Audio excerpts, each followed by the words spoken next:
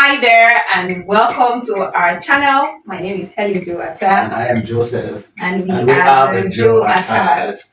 Joe-Attahs. I want to especially welcome you if you are, joining or watching our video for the very first time today. If you just stumbled on us today, then welcome. Please subscribe because we always share amazing stuff, so you don't miss out on any of those videos. And if you have always been here or you watched that video before, then thank you for being part of the tribe. Thank you for supporting us and helping us grow this community. We appreciate you. All right. And in case you're just watching, you're here to subscribe, please help us subscribe. Help our ministry. Subscribe and please share with someone. Please share with a friend. They will be blessed and they will thank you for sharing.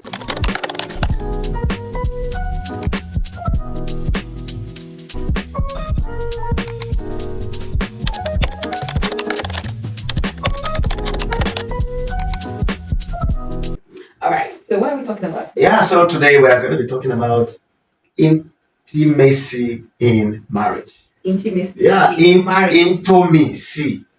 Rema, intimacy is intimacy. That's right. All right, so today we are talking about intimacy in marriage, and it is a very, very, important thing to talk about because I feel like a lot of marriages are just there. Yeah, they're suffering. We're just. They are just existing. No, most marriages they are just existing. They're not really living. They are not experiencing intimacy. And I feel like that is because we do not understand what intimacy entails. A lot of times when you hear intimacy, in fact, once people hear intimacy, what comes to their mind is sex. But actually, I think God created marriage to a kind of like to symbolize the kind of relationship that He wants or that He has with us. Yeah. So He wanted us to exemplify that relationship through marriage. That's why the Bible calls us the bride of Christ. That's the wife of Christ. Exactly. Yes. Exactly. So the church. So it's all encompassing, and the human nature is in three components. Yes. Just like God manifests Himself through man in three ways. Yes. The human nature is in three components: the spirit, the soul, and the body. Yeah. And intimacy is all encompassing. All right. So am I the lecturer for today? Okay, so like he said, intimacy has to do with the total man, body, soul, and spirit, soul, and body in that order. Yes. All right. So I feel like it's not a feeling. The fact is that once people hear intimacy, they immediately think about sex. Yeah. As that's you hear someone say, "We have not been intimate." Yes. That means they've not had sex. Unfortunately. But the word intimacy means knowing. Means knowing someone. Yeah. Right. So intimacy is and Abraham knew his wife, and they are being together. So intimacy is not just sex. So you can be having sex with your spouse and you are not intimate, right? And then you can also be intimate and not have sex. Yes. Right? So it's possible to, miss out on the whole idea of intimacy in your entire marriage if you're not intentional about, actually being intimate with your partner. And that's what we want to talk about today. And we will start with the most important. Spiritual. Yes. Asper, paste. But sincerely. Sincerely, that's the most important. Marriage is spiritual. Marriage is 100%. Yes, marriage is. In fact, life is spiritual. Yeah. And whether you like it or not, the spiritual controls the physical. Yes. And any battle that you're able to win in the spiritual is as good as you want it physically. It's just a walkover. Yes. So today, really, the first part of intimacy, like I said, is the spiritual intimacy, and that entails, being able to come to that place where you are one spiritually, and that will take you doing, the spiritual work together. So it means that you're praying together. Not just praying together, you're also praying for each other. right? So even in your personal prayers, you're praying for each other. And the devil knows how powerful this spiritual intimacy is. So he does everything to fight that. So you see a lot of Christian couples who are fighting each other more than praying for each other. And the truth is, it's not possible to fight someone you're praying for. It is not possible to fight someone you're praying for, no matter what they are doing or what they've done to you. It's not possible to fight with them if you're praying for them. And I agree totally, because it's the destiny of every prayer is answered. So if you have truly prayed for and with them, and you have prophesied into their lives, and you know that this prophecy will not fall to the ground, then you have expectation. So whatever you see as a manifestation, because you have prayed, you know what you're expecting. You know what you're expecting. This is not because, and like that man who went to his farm and then planted good seed, and then when they went to sleep and came the next day, saw a wheat growing together with the plant, and then the servant came and told him, he said, we plant good seed, but how come we are seeing the manifestation of negative seed? The man told him, he said, an enemy has done this thing. This thing couldn't have grown there. It's an enemy. So not the seed that is not the seed I planted. So you see, if you're praying for someone, you have planted a seed. Anything that is manifesting that is contrary to that seed you have planted, that is the planting of the enemy. It means you still have more prayer to do. So you cannot fight someone you're praying. You're praying for. Absolutely. So I believe that the enemy understands how powerful this thing is. So he will do everything to make you not to pray together and also not to pray for each other. Right? That's a spiritual intimacy. It also entails studying the word of God together. May not do it at the same time, but I mean, you create time to really share your insights, right, from the word of God. One thing we did this year was to use the same Bible reading plan. I love it a lot because we are reading from the same portion of the scripture every day. And it gives us more room for intimacy because we get to talk about insights from what we just read. It's the same thing. And it's the same thing. So as he's sharing the insight he gets, I'm sharing the insight. We don't get to do that every day, but when we're able to and we do that, it's usually beautiful, and I love it a lot. So spiritual intimacy is non-negotiable. And this thing you can actually start building them from the point of courtship. Very important. That time where you're looking for what should we be doing? While we are waiting and all of that. For us, for the 2 years that we courted, I don't think there was no single day that we didn't have prayer. Some days I will not join because I was in school. Exactly. I was in law school. I would be tired from a long day. I was doing my NYSC then, and of course I understood perfectly those days when you're unable to connect. I stood in the gap. But I made sure that it was unbroken. We were praying together and we're praying for each other. So the days that we are not able to pray together, I was 100% sure that he was praying for me, and he was just an awesome 2 years. 2 years was like 2 months. It was an awesome 2 years. You don't even know that it was up to 2 years. Awesome. So you see, spiritually, there's a program, and it was intentionally established so that intimacy can. It's not like you're saying one thing your wife is not understanding, and another thing is going to the same church. Yes. Going to the same church, listening to the same man of God, the same message. Because if she goes to our church, you go to your own church. You're listening to different things, even though it's from the Bible. Yes, even though it's from the Bible, I think that doctrines differ. Right? So you're going to a place that says covering hair is very important. If you don't cover your hair, you not see the kingdom of God. And this person is going to a place where they don't care about covering hair. This one is going to a place where they're saying that it's okay to do certain things, and this one's going to a place where they're saying it's not okay. There will be no synergy. There will be doctrinal differences, and I think that to some extent that would affect intimacy. Yes. I agree. Right. I agree. So perfect. Yes. So let's talk about the emotional intimacy, and that I believe will cover for the soul aspect. Yes, the soul aspect of man. So emotional intimacy has to do with being able to share all of your self.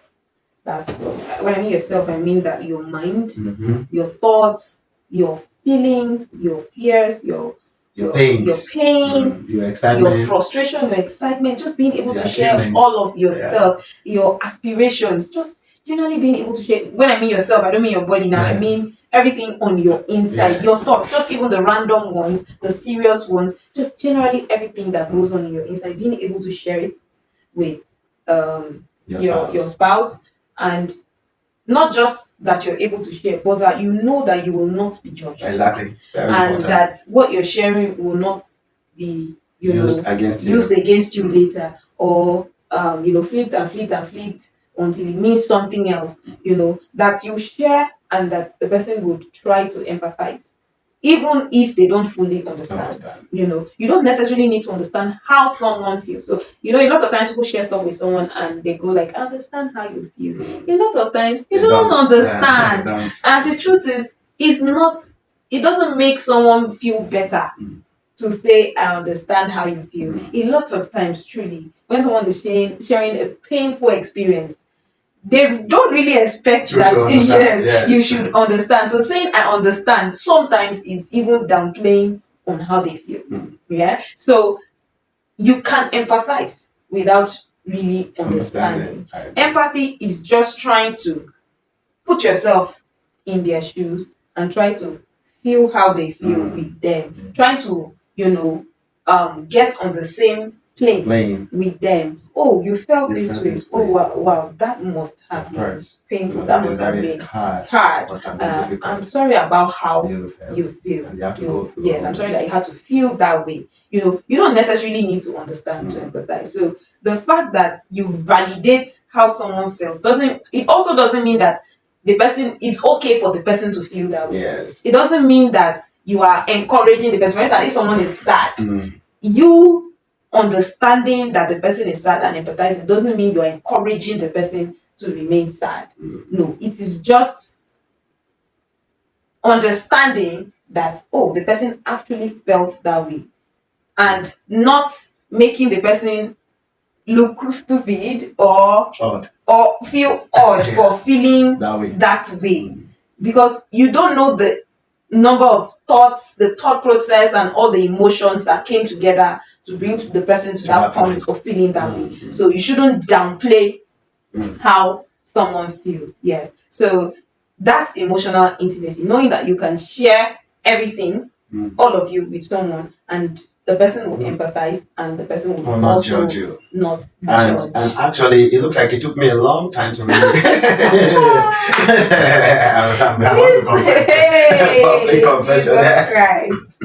This was my greatest frustration. Yes, for a very long time. It took me a long time to get intimate with my wife emotionally. Yes. And the reason is, this, spiritual. Do you understand? This this spiritual. I don't want my wife to. I see it as a weakness initially. Yes. I just see it as a weakness. Why are you being emotional? Anything feelings can control. If you allow your feelings to control you, they won't give you the right outcome and all of that. That on its own is good. It's good. Yes, it's good. Like I'm trying to, defend her, but I've not solved the problem. Yes. I haven't solved the problem. No, I think that's the issue. Like we said in the previous episode, men are always trying to solve problems. But 98% of the times, we don't need you to solve the problem. Right. We just need you to empathize. Just listen. And okay, oh wow, sorry that you felt that way. And then you observe to see if the person is expecting more from you before you actually give more. But most times men are already trying to solve the problem for you and not giving you room to be in touch with your emotions. And the truth is, if all of us are macho, I think to some extent we will even raise heartless kids. Yes, right. Yeah. We raise kids who are not in touch with their emotions, and they are also not emotionally intelligent. Yes. And emotional intelligence is very important. And that time you may just come and say, "Honey, I'm feeling pain," and then the first thing I want to do is to lay hands there. To demonstrate power. As a man of God.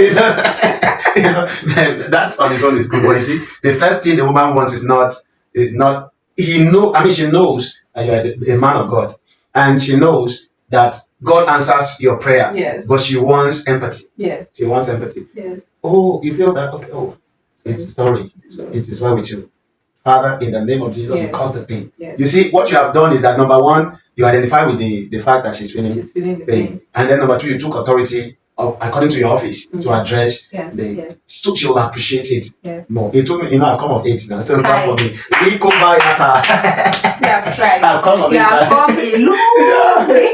Yeah, I've come of age. And you see, that is why this thing about marriage, it takes time. It's a school. So you have to be open to learning. Yes. And we have learned a lot on this journey, and we are still learning. Yeah. Right. So the fact that we are sharing doesn't mean we have become professors. Yeah, no. Actually, it's a learning process. It's a learning process. And of course, you learn better when you share what you already know. Yeah. And so, because I know that there are people who are going to ask questions, there are people who are going to express their concern. Absolutely. Yes, after watching this video. Yeah.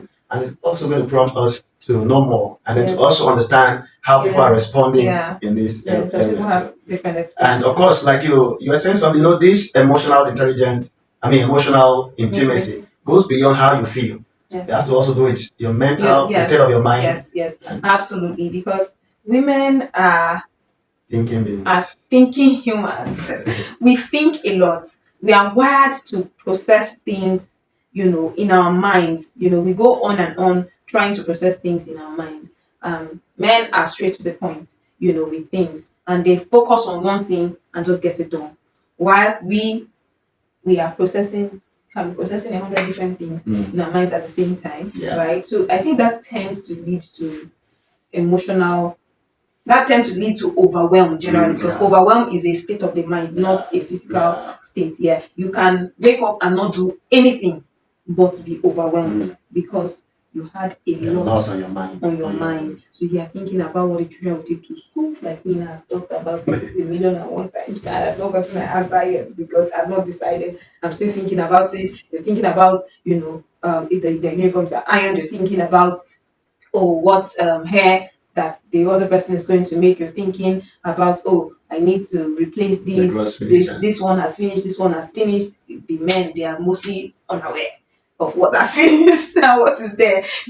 How you're thinking about what the house will eat today, tomorrow, and just generally you're constantly thinking, I need to call my mom and all of that. There's just a lot you're trying to process. Then you have work, you have work or business and all of those things to also think about. So we are all constantly processing. When a man says they are going to bed, they just lie down and sleep. When a woman says she's about to go to bed, she starts thinking of all the million and one things that she needs to do before she sleeps, and the one she needs to do tomorrow, and the ones she couldn't do, even though the day has ended. So it's just a lot, and it tends to affect, women. So you can see that a woman didn't do so much, but she has done a whole lot. She has done a whole lot. So that's why men don't need to be asking women, what have you been doing all day? That's the worst question you can ever ask a woman. Yes. What have you been doing all day? No. She is constantly in work mode. If he wants to know, it's simple. Let's just switch roles. Don't switch roles. Just give him the care. Let him handle the house one day. One day. The kids. Yes. Let him take care of the kids. From morning, just get away. Just get away. No help in the house. Yeah. So let him sort out the diapers. Let him sort out breakfast. Yes, now. Just to get away. And they will answer that question, because sometimes it's easy to just, because you went to work and returned, and then you can just say, what have you been doing? Yes, all day. What have you been doing? What have you been doing in the house? Sometimes when I stay around and I see my wife, only the last day be alone with her in the house, I just feel far sometimes. Like, you're trying to work and then he's all over you, like, the thing is, it's a whole lot. And all the women are asking is just listen. Exactly. Just listen. Sometimes all of these things are there. If they don't express them, they become a nagging. They become reactional. When that overwhelm builds up, become reactional. Then they will not be able to be effective in other aspects of their life. So they just want to just pour out. And what better person to do that with if not your spouse? So that's the truth. Women are, please, let's appreciate that women. Okay, so the last. The last component, which is also very important. We decided to follow it in the actual order. Because in the world system, they always start with the body. Body, soul, and spirit. No, the spirit first. Because man is essentially a spirit. Has a soul and lives in the body. But you see, the body is what people see. So let's talk about physical intimacy. Intimacy. Physical intimacy. Again. So physical intimacy is much more broad, and it has to do with making physical contact. All right. So for some people, I feel I've heard some people say that for people whose love language is physical touch, right? They value physical intimacy more. I'm not sure.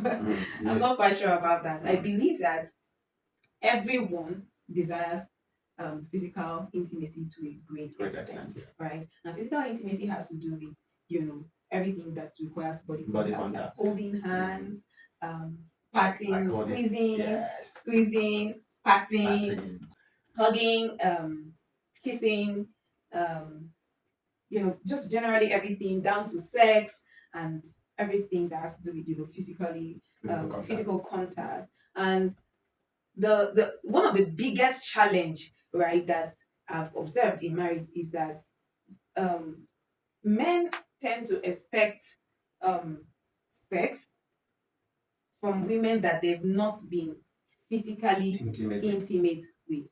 And I'll explain that. Right. So imagine that you just wake up, you are in the same house with your wife, right? You can even be in the same house from morning till night, and everybody's just minding their business. Of course, maybe you're talking to each other, but everybody's just doing their thing, right? You're not having random moments where you come and you hug someone from the back, or you lay your head on someone, or you just hug them from the back or from the front, or you just hold their hand. I hope somebody's here, though. Or you just you're squeezing their hand, you're sitting together and you're just holding. You can't be sitting together on the same chair and you're not trying to make some form of physical contact, right? So a lot of people miss out on all those things.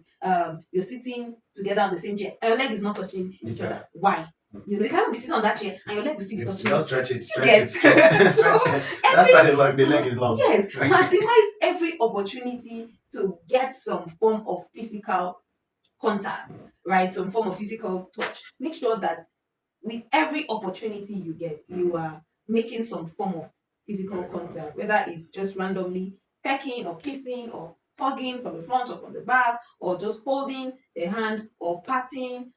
There has to be physical contact. Utilize every opportunity to make physical contact. Now, what this does is that it begins to prepare the woman for the the real show, right? So for the men, you're just there, you're calculating how later at the end of the day, you can go down.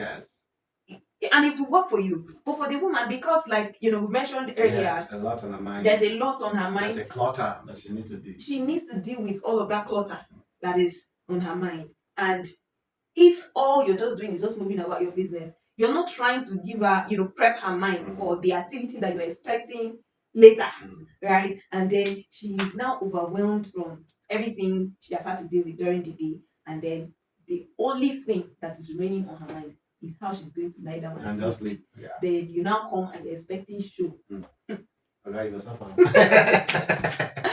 go suffer and you go tire. Because you go complain, tire. You will complain. Because I think that's the reason why most men will always be like, women are withholding sex. They are withholding sex. It's because you're not following her process. There's a process, there's a protocol. Teach me. That's right.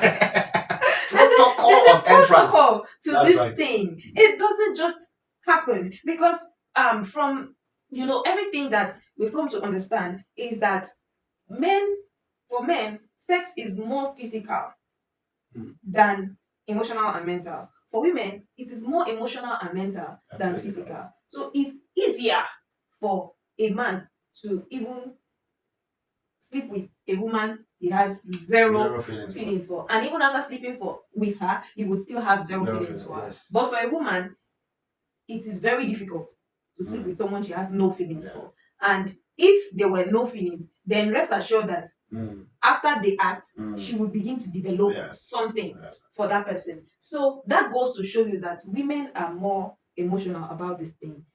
They connect this thing with their emotions. So when you don't prepare their minds and prepare them to, pour out that emotion, to engage, because you're not just engaging their bodies, you're engaging their mind and their emotions, right? So when you don't prepare them for that, it becomes like you're asking for too much when the time comes. Yes. And that is the issue with most people in the bedroom. And that's one of the biggest and this issues. thing has caused a lot of problems in marriages. Absolutely. And sometimes, unfortunately, you see, this woman, I don't know what is wrong with, what did she do? You cannot tell somebody.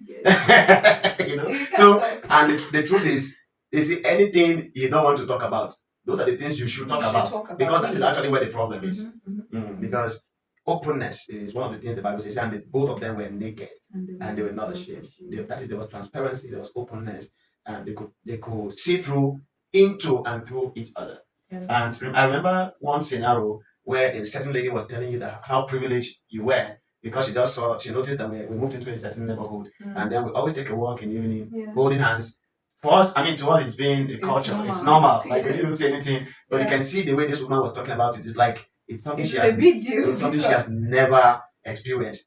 I believe you have been so blessed. Yes, I have been. I have been so blessed myself. A lot of things are open. I'm seeing areas where I need to work on. Still, I'm a work in progress. We are a work in progress on this journey, and we believe that all of these things, when you put them to work, you will enjoy an amazing experience in your marriage. Absolutely. Because intimacy is key. It's pivotal, and of course, God enjoys intimacy. That is why He created marriage, to exemplify it, to teach us how to relate with Him. Yeah. So if we are not intimate with our spouses, how can we then it will be difficult to be intimate with God. So we just hope that we'll get your testimonies from this video. And if you have any comments or any question, please look at the comments below and drop them. Be sure that we're going to answer them in the next video as we see them. God bless you, and you have an amazing marriage experience. Thank you. We love you. Bye.